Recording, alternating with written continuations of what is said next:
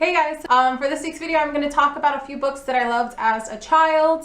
I figured because I did a video already about my favorite books as a teenager and I gave you a few books that I liked then, I would give you a few books that I liked as a child, preteen kind of thing. Okay, so I have 1, 2, 3, 4, 5. I have 5 books I'm going to talk about because I didn't want to make it too long. So the first book I'm going to mention is Roll of Thunder, Hear My Cry by Mildred D. Taylor, and I loved that book so much that I still think about it like even now. Yeah, I read that book so many times when I was younger. It is a really good book. It's a historical fiction book and it takes place in the South in the US during the Depression. And people are being persecuted because of the color of their skin, and you follow the main character, which is a girl. I don't remember her name, but I think she's around probably, I don't know, 8, 9. So you're following her story with her family living in the South, and you kind of learn through her as well as she's learning at the same time. You get to see instances of racism, how land comes into play during that time and in the South. Education, and it's just like, it's such a good book, especially for somebody that I wasn't born in the South, obviously, and it made an impact for me when I was younger because it was as a child reading something where the main character is so disadvantaged and you see such a stark difference from your life, so you feel upset for you feel upset for them. Yeah, so that was one of the books that kind of made me think about the world. I don't think that you have to be young to read the book. I think you can still be older and appreciate the book also because it's such a good story. So maybe if you're not from the US and you wanted to read it, or if you wanted to give it to a child, I would recommend definitely to give that book. And I think there's about 4 books in the series, if I'm right. Okay. The next book I'm going to talk about that I loved as a kid is Dear Mr. Henshaw by Beverly Cleary. And I loved Beverly Cleary when I was younger. I loved the books, all of the books that he wrote. Henshaw I read probably when I was maybe in 4th grade, and I was obsessed with it. I kept reading it over and over and over again. The book is about this boy, Lee Botts, or Leigh Botts, I think it's Lee Botts, who ends up moving to a new town with his mom. His dad is not in the picture, and as a class assignment he has to write to his favorite author, who happens to be Boyd Henshaw, and he writes to the author not expecting anything, but to his surprise his favorite author ends up writing back to him, and then they start this like pen pal friendship, where, you know, he talks about his life and the author gives him advice and stuff like that. And I don't know, I loved it because I loved reading, so the fact that the thought that you would have your author writing to you on a personal level and keeping up with you was really neat. And then pen pals, I loved having pen pals when I was younger. Alright, the next book I'm going to talk about, when I was like racking my brain of books that I liked as a kid, this is one of them. And it's My Crazy Cousin Courtney. It was written by Judi Miller. And I remember having that book on my bookshelf as a kid and always reading it. It was just like a bright, fun book, very 80s. And I just remember vividly how the cover looked. And yeah, I loved it. The main character, her name is Kathy, and she had her cousin Courtney coming to visit her for the summer.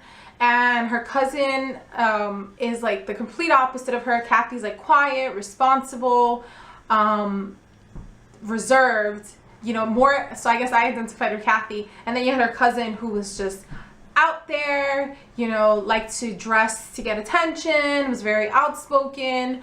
And I vividly remember her always talking about her strawberry colored hair. I think she had curly hair. So like every time that I see someone with strawberry blonde hair, or I hear about it or something like that, I always think about that book. Yeah, so then they are so different.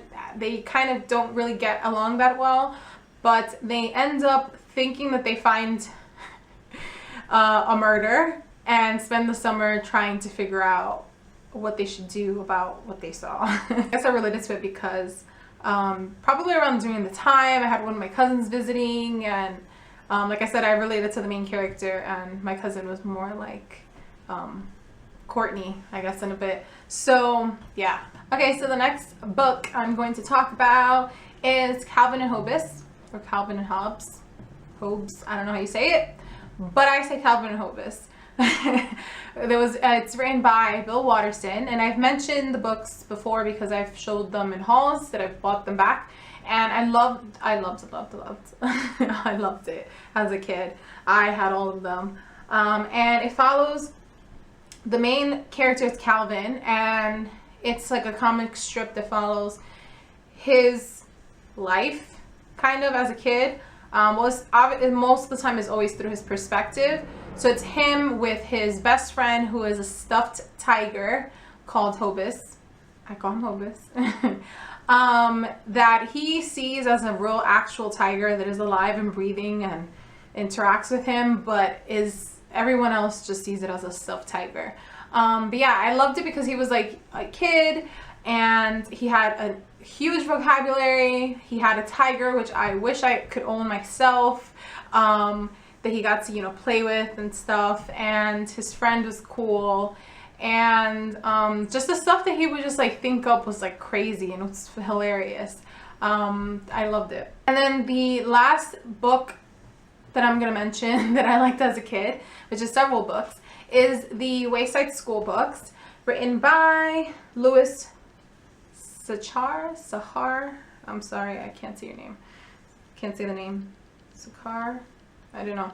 But anyways, it has like 3 different books, and I loved Wayside School books so much. I reread those 3 books. I don't know how many times I reread them because I was obsessed with them.